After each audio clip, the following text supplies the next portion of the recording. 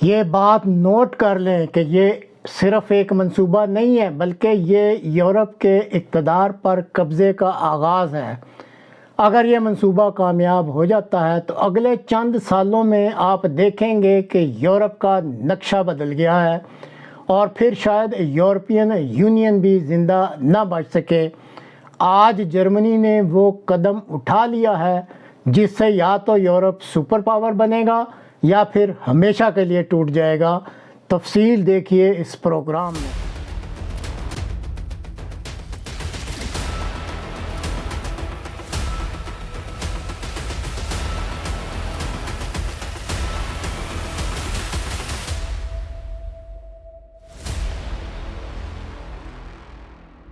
بسم اللہ الرحمن الرحیم۔ السلام علیکم ورحمۃ اللہ وبرکاتہ۔ میں زبیر خان ہوں اور آپ میرا ویلاگ دیکھ رہے ہیں۔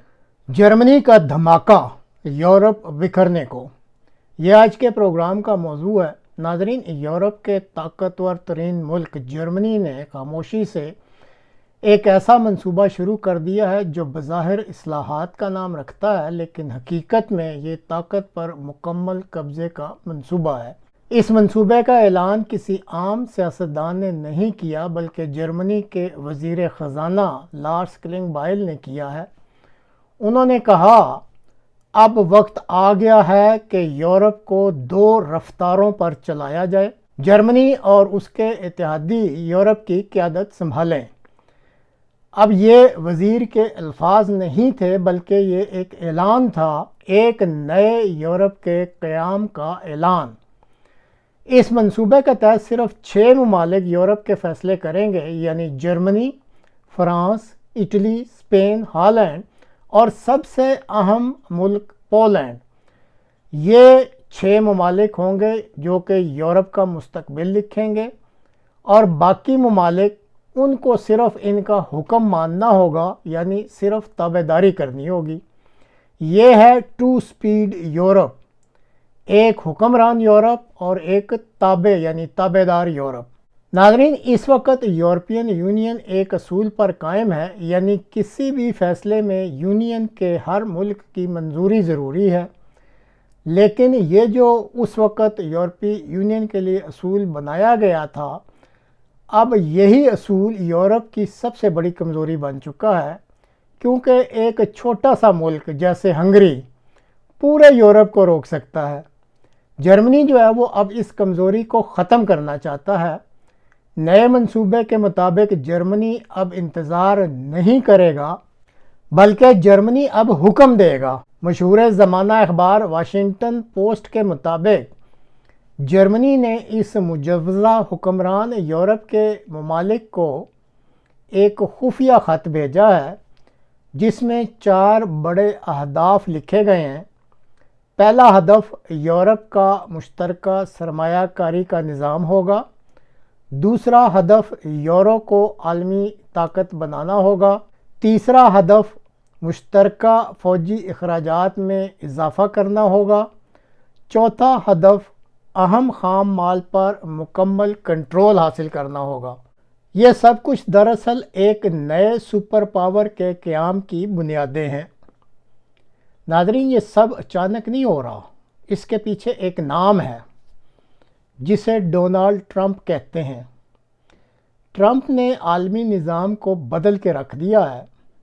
آپ کو علم ہے کہ انہوں نے وینزویلا کے صدر کو گرفتار کیا، روسی ٹینکر کو ضبط کیا اور سب سے خطرناک، انہوں نے یورپ کے علاقے گرین لینڈ پر نظریں جما لیں جو کہ ڈنمارک کا حصہ ہے۔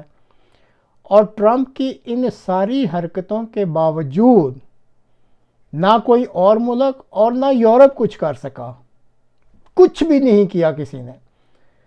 اب یہ بھی درست ہے کہ یورپ اس وقت ایک اقتصادی دیو ہے، لیکن جہاں تک فوجی طاقت اور سیاسی دنیا کا تعلق ہے تو اس میں مجھے تو کم از کہنے میں یہ کوئی عار نہیں کہ یورپ اس وقت فوجی اور سیاسی دنیا میں صرف ایک بونا ہے۔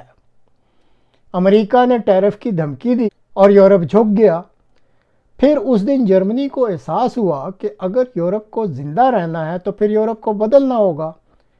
جرمنی صرف اصلاحات نہیں چاہتا، اس وقت جرمنی ایک سپر اسٹیٹ چاہتا ہے، ایک ایسا یورپ جہاں اصل طاقت نئے یورپ کے ہیڈ کوارٹر میں ہو، جہاں یورپ کی مشترکہ فوج ہو، یہ یورپ مشترکہ قرضہ لے اور مشترکہ ہی ان کی طاقت ہو۔ یہ ہے اصل منصوبہ۔ لیکن اس منصوبے کا اس وقت سب سے اہم ملک کون سا ہے؟ تو ناظرین شاید آپ کو بھی سن کر کچھ حیرانی ہو، اور وہ ملک ہے پولینڈ، کیونکہ سال 2027 میں پولینڈ میں ہونے والے انتخابات اس سارے منصوبے کو ملیامٹ بھی کر سکتے ہیں۔ اگر پولینڈ میں موجودہ حزب اختلاف PIS پارٹی کی نئی حکومت آ جاتی ہے، اور جس کا اس وقت برسر اقتدار آنے کا قوی امکان بھی ہے، کیونکہ پولینڈ کے جو موجودہ صدر کارول صاحب ہیں وہ حزب اختلاف پارٹی کی مدد سے ہی صدر بن سکے ہیں، تو پھر اس صورتحال میں جرمنی کا یہ جو سپر یورپ کا منصوبہ ہے یہ سارے کا سارا کھڈے لائن لگ سکتا ہے۔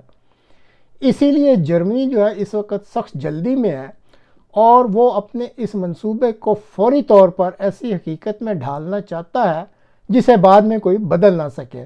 لیکن پھر بھی اگر کوئی ایسی صورت بن جاتی ہے کہ پولینڈ اس وقت یا بعد میں دوسری حکومت آنے کے بعد انکار کر دیتا ہے، یا کوئی ایسی طاقت اس پہ اثر انداز ہوتی ہے کہ موجودہ حکومت ہی انکار کر دیتی ہے، تو پھر لازمی ہے کہ یورپ دو حصوں میں تقسیم ہو جائے گا۔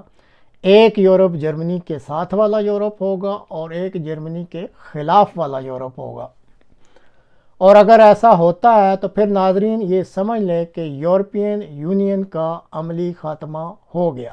خواتین و حضرات، آخر میں صرف یہی کہنا ہے کہ یہ صرف ایک پالیسی نہیں ہے، یہ طاقت کی جنگ ہے۔ جرمنی جانتا ہے کہ مستقبل سپر پاورز کا ہے۔ اس وقت امریکہ اور چین اور اب شاید یورپ یہ آئندہ کی سپر پاورز بن جائیں، لیکن اس سارے منصوبے میں ایک خطرہ بھی ہے، اور وہ خطرہ ہے تقسیم کا، یعنی یورپ کی تقسیم کا۔ وہ خطرہ ہے یورپ میں بغاوت کا، وہ خطرہ ہے خاتمے کا، جس میں یورپین یونین کا خاتمہ بھی ہو سکتا ہے۔ جرمنی یورپ کو بچانے کی کوشش کر رہا ہے، اور اسی کوشش میں ہو سکتا ہے کہ وہ یورپ کو ہمیشہ کے لیے بدل بھی دے۔ بہرحال اگلے 2 سال فیصلہ کریں گے کہ یورپ سپر پاور بنتا ہے یا پھر تاریخ کا حصہ بن کر رہ جاتا ہے۔ ناظرین، آپ کو پھر درخواست ہے کہ پلیز چینل کو سبسکرائب ضرور کیجئے۔ اللہ حافظ۔